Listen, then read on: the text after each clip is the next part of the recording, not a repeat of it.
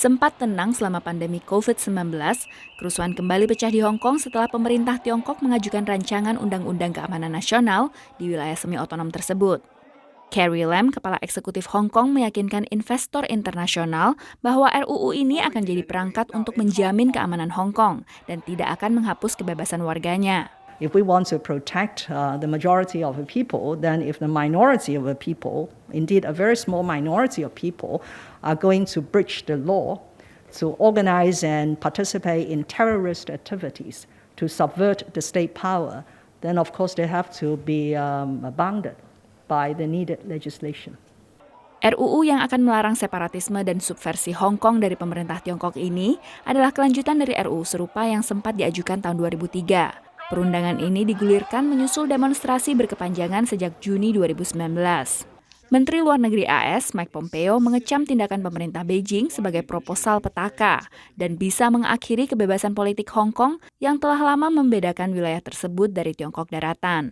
Saat ini, Hong Kong masih dalam masa transisi 50 tahun setelah proses transfer dari Inggris ke Tiongkok pada Juli 1997 lalu. Dalam masa transisi ini, ada Basic Law atau hukum dasar Hong Kong yang jadi pegangan konstitusi, yang juga menjamin independensi Hong Kong dari Tiongkok. Namun, memasuki pertengahan masa transisi, muncul beberapa RUU kontroversial yang didukung wakil rakyat pro-Beijing, seperti RUU ekstradisi dan RUU keamanan nasional ini. Demonstran dan wakil rakyat pro-demokrasi Hong Kong menilai RUU keamanan nasional ini akan jadi akhir dari Hong Kong. Wakil rakyat AS pun sependapat. I'm really concerned about all the citizens of Hong Kong. Communist China, let's remember it's Communist China run by the Communist Party of China wants to take their basic rights away. Kepada VOA, juru bicara Kementerian Luar Negeri AS, Morgan Ortagus, mengatakan pemerintah AS di bawah Presiden Donald Trump mengambil langkah drastis setelah 40 tahun menjalankan strategi diplomasi yang sama terhadap Tiongkok dan Partai Komunis.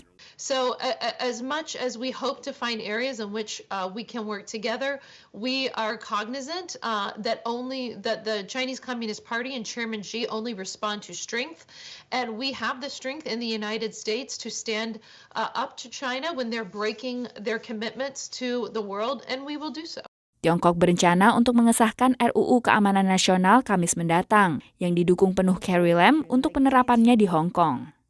Dari Washington DC, Virginia Gunawan dan tim VOA.